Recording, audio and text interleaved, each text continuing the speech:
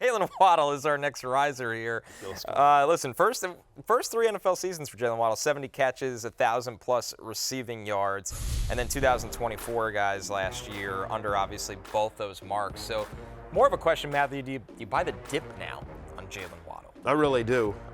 Look, this is somebody who in his first 3 NFL seasons had a 23% target share. Obviously it dipped last year, you mentioned that, with 16%, but this is a guy that, like, from 2022 to 2023, top 3 in the NFL in both yards per target, yards per route run. He came out of Alabama as a truly special prospect, right? And now you've got Tyreek Hill, who's dealing with injuries, dealt with injuries last year. Jonnu Smith leaves, a 19% target share that's up for grabs.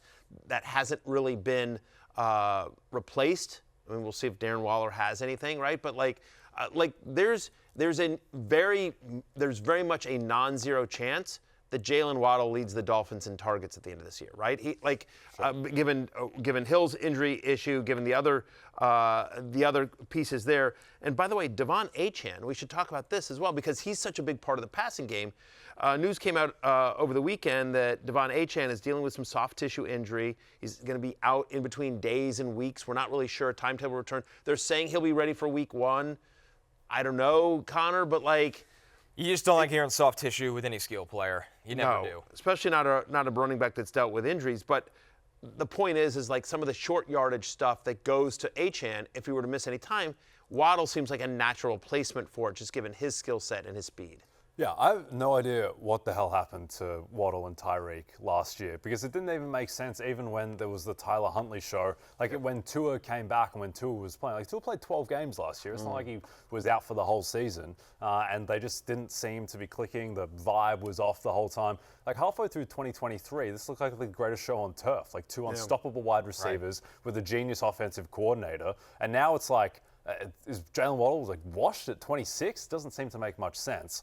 So I think particularly with Waddle, Tyreek, there's more concerns, I think, just because of his age and being on the other side and being so dependent on his speed. But Jaylen Waddle's 26. He shouldn't be done at this point. So I think the Dolphins, very high variance team. They seem to have lost half their team on defense, but should be in shootouts, and certainly there's upside for these guys. I have a lot of Waddle this year just because I feel like people are sort of over him, and he always seems to be a value in drafts, Connor. West Bacchus, Waddle is great if Tua is on the field. Had issues with him every game. Tua missed. Hey, that's the Dolphins' offense, right? By the way. Yeah. It happens to their backfield. It happens to their wide receivers. Oh, the offense falls apart without Tua.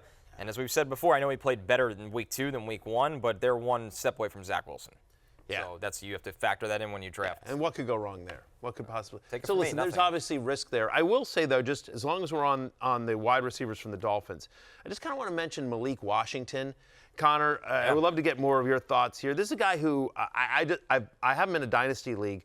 He led the team with 4 targets in week 1 in preseason. Tyreek Hill was out, but just another a crazy speed guy that you sort of feel like there aren't that many wide receiver insurance guys where there's insurance running backs that if Ken Walker's out, Zach Charbonnet is going to be the guy.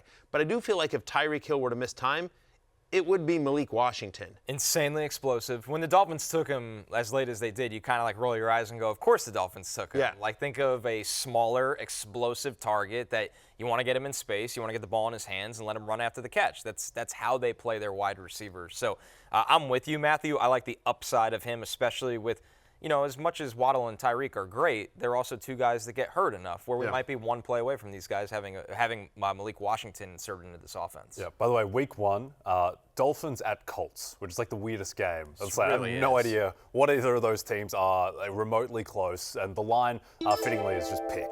Marcus is sure. Screw it. The Nana Boo Boo family back in the fold There's here. many of them. This one from the iteration of Zach Nana Boo Boo. Does someone like Ollie Gordon now become relevant with Devon Achane as compared to Jaylen Wright? I'm glad, Zach, you brought this up because, at the moment, Jaylen Wright is the presumed number 2 in the running back depth chart, and that's how it's played out so far in the preseason. But Ollie Gordon has looked impressive. Jaylen Wright has not. Ollie Gordon looked good. No, he was playing against third stringers. He was with the third string, but I think that's an interesting name, Zach Nanabubu. And if I was drafting for sort of backup running backs, I do feel like if anything were to happen to Achane, and we're currently looking at it right now, I think it would probably be some sort of mixture between Wright and Ollie Gordon. I don't know that either one of those guys is going to be a one-for-one replacement. But certainly, as we sort of talked during the show about preseason risers and fallers, Ollie Gordon is making a push to either tie or overtake Jaylen Wright for that number 2 spot, at least based on what we've seen so far. Yeah, Ollie Gordon, one of the most interesting players in the draft in terms of 2 years ago, he had over 1,700 rushing yards and looked like a top 40 pick. Like, Ollie Gordon should have been in the Quinshon Judkins, Travion Henderson, maybe even a Marion Hampton range. Right. Falls off a cliff his final college season, looks like a shell of himself, falls in the draft, and maybe he found it again in Miami. Maybe he kind of just needed that, that tough reality check, and now he's back. So he's a really interesting name to keep an eye on.